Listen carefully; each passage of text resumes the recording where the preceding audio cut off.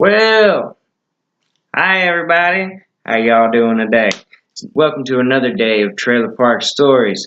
This here is my good friend, Captain Willow Cadbury. Yes, that's right. I said Captain Willow Cadbury. He is a wonderful little guy. He's a park mascot, and we rescued him a couple years back. Wonderful little dude. Now, today's Trailer Park Stories is a little odd.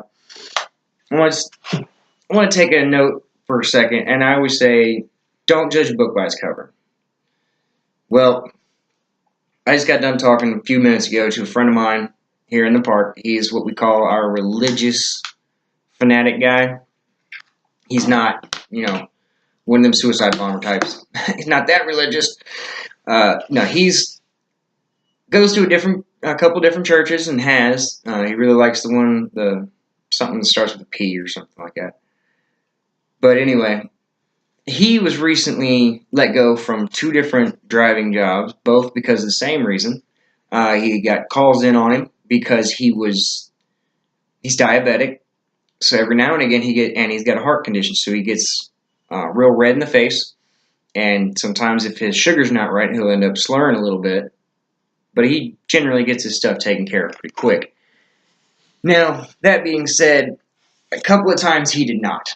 And with that being done, a couple people called in on him and said that he was drunk on the job, and he come to me the second time that he got fired and told me he got fired because he was going to be a little late. I told him that'd be okay. And it was actually because he was having a diabetic episode and his heart condition had been acting up a little bit that day. And these people were rude because he had a camera in his car. After the first time, I told him, you should really get a camera or something in your car. So he put a camera in his car, and I seen the videos. The lady from the first complaint was really rude, and then she called in and said he was drunk, and he was not drunk. He did appear to slur a little bit in his speech, but he was not drunk. He was actually having a little bit of a diabetic problem at the time. And I don't know a lot about diabetes. I know it is a very serious condition. Along with his heart condition, it can cause him to look and appear drunk and slur and lose some motor functions. That also being said, with those call to pick up companies where you call or message or however it's done and then you have them pick you up, be very careful. And I say this and I stress this, be very careful.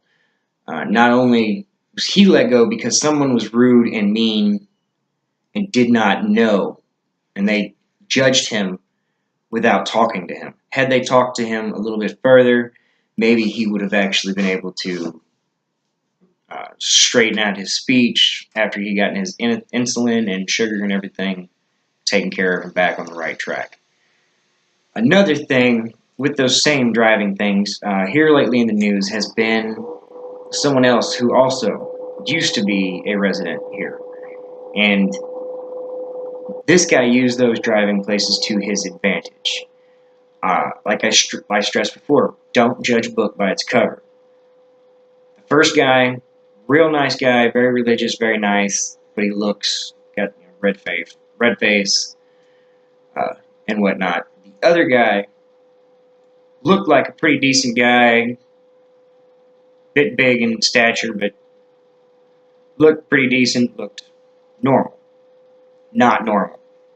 Not normal at all. The guy was actually a sociopath or psychotic or whatever it is that those weird, crazy people are. He actually is recently been charged with sodomy, kidnapping, rape, and attempted kidnapping, and impersonating a police officer. He also used his driving job to find victims, where he would try to rape or kidnap them, and they do not know if he has actually killed anybody. As these ladies are coming forward, I really hope that they continue to get people's help, emotional help, and strength from other people around them to be able to come forward against this guy. That being said, let's go into the story of him. We're going to call this guy nothing. I'm not going to give him a name because he's worthless. Now, he himself owned a home. He moved his ex in across.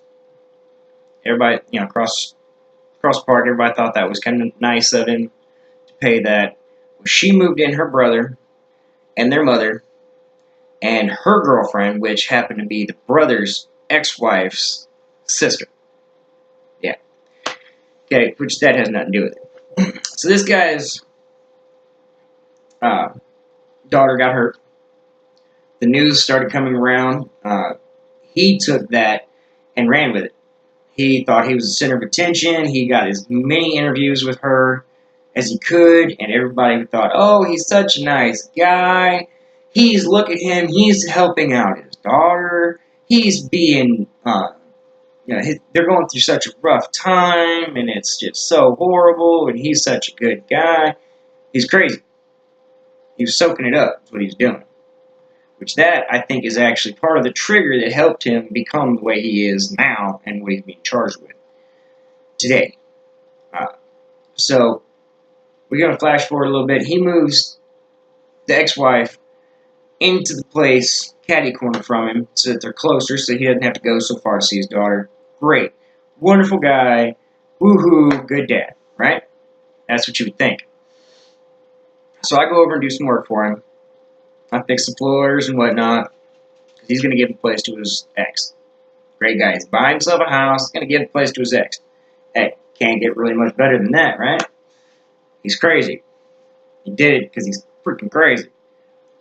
So anyway, this guy, then after I tell him, hey, he wants me to do some more work for him, and I tell him, I can't do it. I'm sorry, I'm kind of booked up right now, maybe in about a month. That wasn't good enough. He started calling the office and trying to get me fired. He called the owner and told him that I needed to be fired because I didn't do anything, and I was sitting at home, and the owner told him, well, if he's sitting at home, then he did all his stuff because I'm tired of him spending money this week anyway.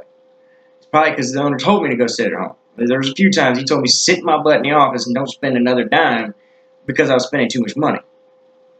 Putting new materials and things like that in. Hot water tanks are expensive. So is refrigerators and stoves and all that kind of fun stuff. Now, with that being said about this guy, Mr. Nothing, so he moves out, he moves into his own house. And proceeds to call the office and my office and tell them, I will give you $500 to fire him. Talking about me.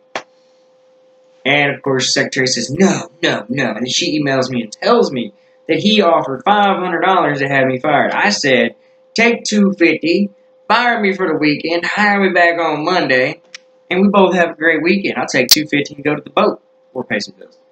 More than likely pay some bills. My wife's really good about making me pay some bills. She pays the bills. Yeah, she does all the financing. I suck for money. Really do.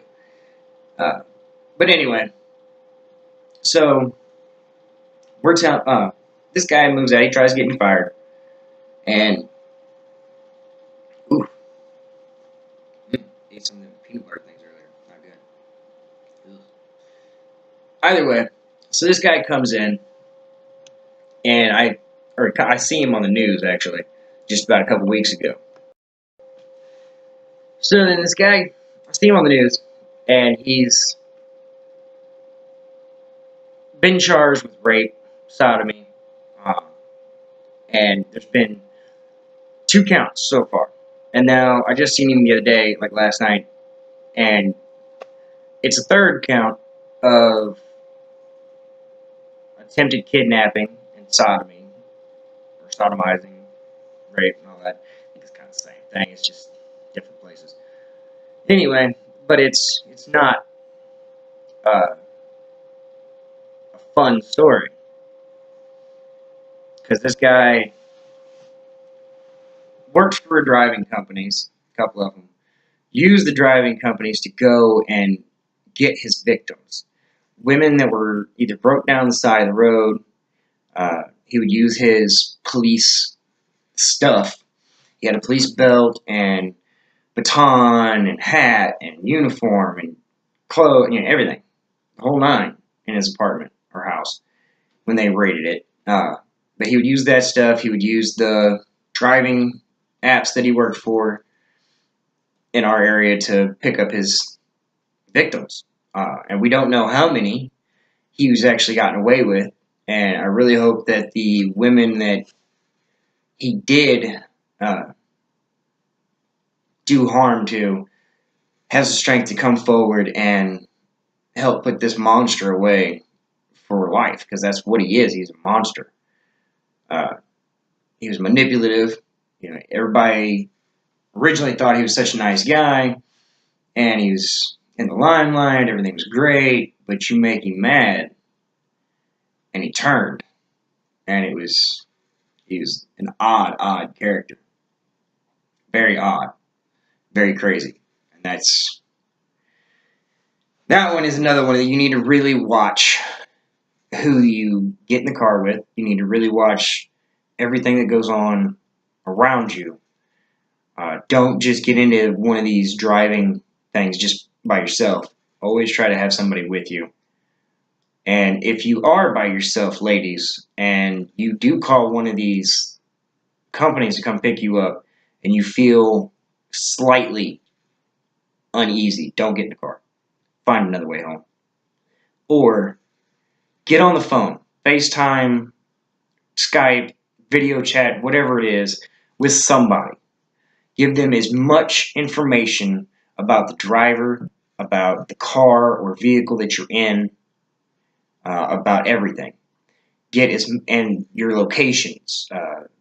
Be surprised how much one little street sign or a building in the background with a certain tree or anything like that can spark somebody's knowledge of where that you might have been taken or what might have happened or where you were. So, once again, don't judge a book by its cover. Some good-looking books are evil and bad. Some evil, bad, beat-up, monstrous-looking books are some of the most kindest thing people you can find. So, as always, keep your faith in whatever it is. You don't have to push it on anybody else. Don't judge a book by its cover. Be careful who you're getting a car with, and keep your faith.